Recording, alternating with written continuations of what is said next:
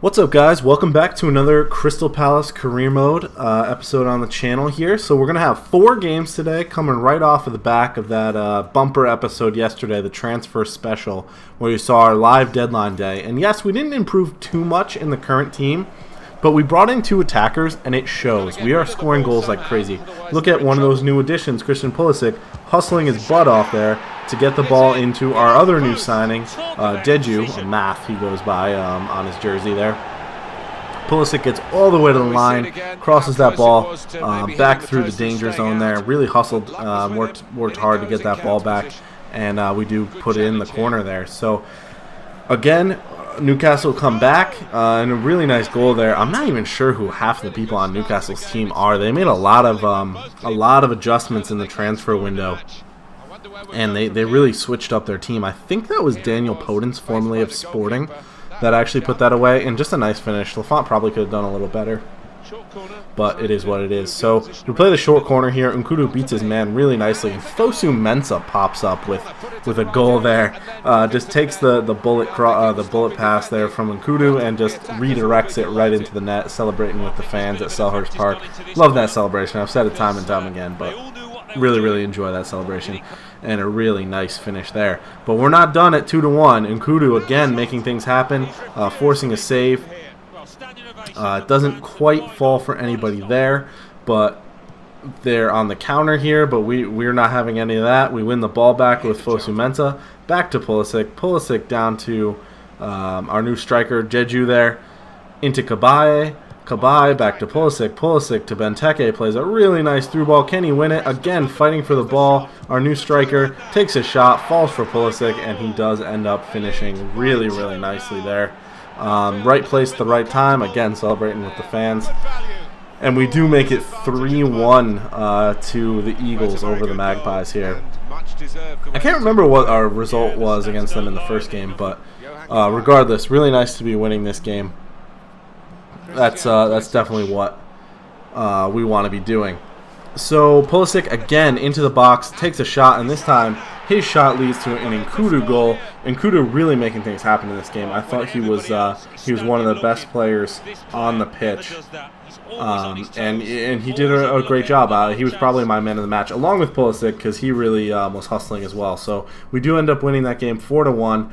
There you can see some of the other results around the ground. And now something very interesting happens here. We get offered the England job. So I spend a little bit of time thinking about it.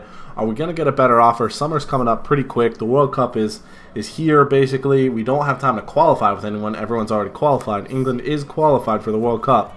And we do end up taking the job there, which is really nice. So we get England. We will be with them for the World Cup. We take a quick look at their squad. They have a lot of the usual suspects. Harry Kane in there, Dele Alli, the Spurs connection there. Oxlade-Chamberlain on the right, Henderson, Dyer, Rashford on the left, who we couldn't quite sign. Michael Keane and Gary Cahill in the center back partnership with Rose and Walker as the fullbacks. On a pretty interesting bench there.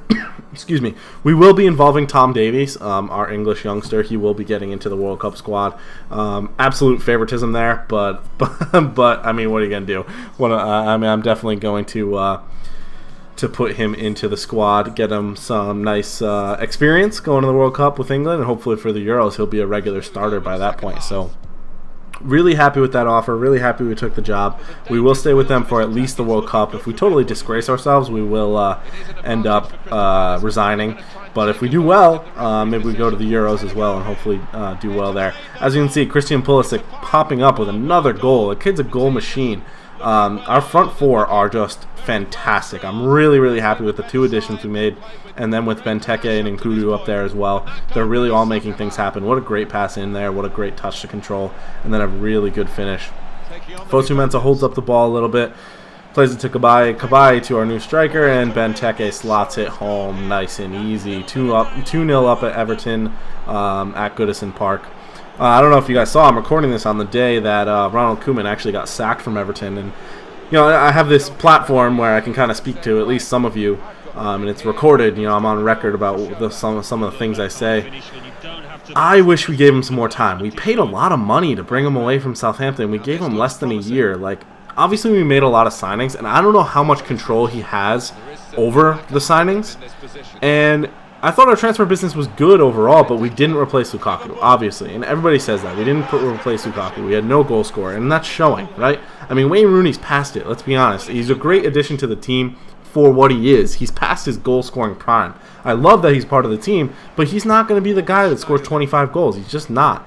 And we just didn't replace him. Like, Sandro, like, clearly he can't hack it in the Premier League. Like, he's been pretty much trash so far. I think we should give Nias more game time. He should be starting games, and I think he has the ability for what we have. And so, to be fair, though, I think we should have given him more time. Michael Keane actually came out saying yesterday, Sunday for me after the game, that the players, you know, he had the full support of the players. The players were the ones letting him down, and I agree with that. I think the players, well, I think it goes both ways. His tactics were just a mess. And I think a part of that was he was scrambling to try and keep his job, right? I mean, I think he was nervous about it. And technically he did resign and not get sacked, but, you know, however that went down, who knows. But we've got easier games coming up. We started the season with like 6 games, or 6 of our first 7 were against the top 6, or 5 of our first 7 were against the top 6, something like that. And then we just played Arsenal, and we were playing well until we fell apart a little bit towards the end. Guy got the red card, and Coleman should have taken him out. You could see how aggressive he was being. You can kind of see that card coming. But anyway, yeah, so just to finish that point, I think Coleman should have got a little more time, but I'm also not upset that he's gone. I'm hoping they bring in somebody new. There's been whispers of Ancelotti. I don't think that's going to happen. If Slavan Bilic leaves West Ham, I could see a managerial swap there, which would be a little bit crazy, but maybe not the worst thing in the world. There are a few good managerial options out there right now. David Unsworth, I think, the U23 coach, is going to take over for now, and you know, a bit of an Everton legend, actually played for us for a while. And I'm happy to see him in there. But anyway, so back to the action here. We're playing Middlesbrough in the FA Cup. Sorry for that tangent there. We did beat Everton, which was nice. Middlesbrough in the FA Cup, it is tied there, but Jeju again popping up with another goal. Kind of rotated the lineup here a little bit, but he still did make the squad and is able to slot that goal home really nicely, as you can see there in the 43rd minute. So again, we've already achieved our goal. The FA Cup was to reach the round of 16. This is the round of 16, so we actually do end up getting the win here as Tom Davies comes down the wing, crosses the ball in. We don't quite make the connection we needed there, but it's a really bad giveaway, and Andros Townsend slots that home with very little trouble. Townsend actually will double his personal tally and bring us up to 4 in just a second. After you see the replay of that goal, just a nice placed finish. Nothing the goalkeeper is ever going to be able to do about that. But yes, again, we do excuse me, win the ball back from the header. Martin Braithwaite can't quite do anything with it. Actually does move it out to his teammate, but we win it back with SWRN to MacArthur. MacArthur to Sacco. Sacco across the field to Loftus-Cheek, who's getting some game time. Out to Townsend. Townsend cuts inside really, really nicely. Nobody there to stop him, and wow, that's a nice goal. We do end up beating Middlesbrough 4-1. That's all she wrote in that game, and we are advancing in the FA Cup, which is really, really nice. I'm hoping for a nice cup run. Maybe some of the big teams get knocked out. Chelsea did beat Watford there, and Everton did beat Coventry, but we know we can beat Everton, so hopefully we draw them or even another weaker team. Birmingham City playing Liverpool there. That's the next game on the docket. So we do get a game against West Ham here. As you can see, Nkudu and Winston Reid facing off a little bit there. We go back to that formation that's really just free-flowing, scoring us so many goals, that 4-2-2. I actually hate it in Ultimate Team. I hate it so much. I don't know why, because it's working wonders here. Maybe you just need the right personnel. Pulisic across, and Jeju scores again. Did he score in every goal, or did he score in every game in this episode? I think he might have. He's going to make a play for top goal scorer of the club, even just coming in January. Really, really happy with the return on him. As you can see, Van Aanholt driving down, plays Benteke, eventually plays Nkudu through, cuts inside, tries to score, very weak shot, but the goalkeeper, Joe Hart, typical Joe Hart style, gives the ball back to us with Pulisic into Milejevic to Amath to Nkudu, and And Kudu off the post would have been such a nice goal, but Pulisic is there at the far post to finish that rebound nicely. So we are up 2-0 going into the half. Actually, on the stroke of halftime here, Nkudu and Jeju are combining again, and he scores again. I did not realize how many goals he was scoring. He is absolutely taking over. 2 in this game, 1 in the game before, a few earlier in the episode as well.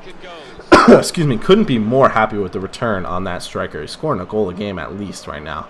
Unfortunately, Lanzini plays the ball over the top to Michael Antonio, who, if you've played any Ultimate Team, you know is a pretty dangerous striker, and he does finish past Lafont nicely there, as unfortunate as that is. West Ham actually go on to use Chicharito to great effect, as they go down the left wing here with that unpronounceable name. Lanzini plays through to Chicharito. Chicharito dribbles past the guy, kind of poor defending, and just slots that home.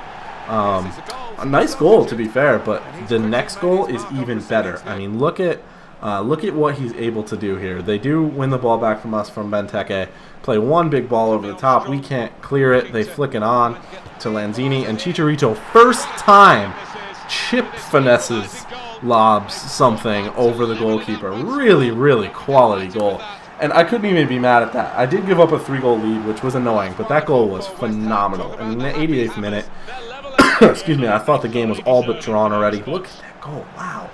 And there's even another replay of it. Normally I skip the opponent replays, but look at that goal. There's nothing Lafont can do about it. He's fully outstretched and you just can't reach it. And I thought we were going to get the tie, but wouldn't you know it, Kabay through the middle to Deju. Deju finds that run from Pulisic. Pulisic whips a ball in, and Nkudu, almost like pinball, is able to put that in the back of the net. This front four has just been on fire. Phenomenal. Those 2 new additions, and then what we have coming in January, or in next summer, is going to be just phenomenal as well. Really, really excited for where this Crystal Palace team is going. As you can see, I show the league table at the end. We are solidly mid-table in 10th. I see us making a play, maybe even for Europa League spot this year. And with the talent we have coming in, I think we could do really, really well, plus any moves we make during the summer. So really, really happy with the direction of this Crystal Palace career mode. We're winning games, we're scoring goals, we're moving up the table, and just generally good things are happening. I will leave you guys with the Premier League table right here, and I'm going to sign off and talk to you guys in the next video. Thanks for watching.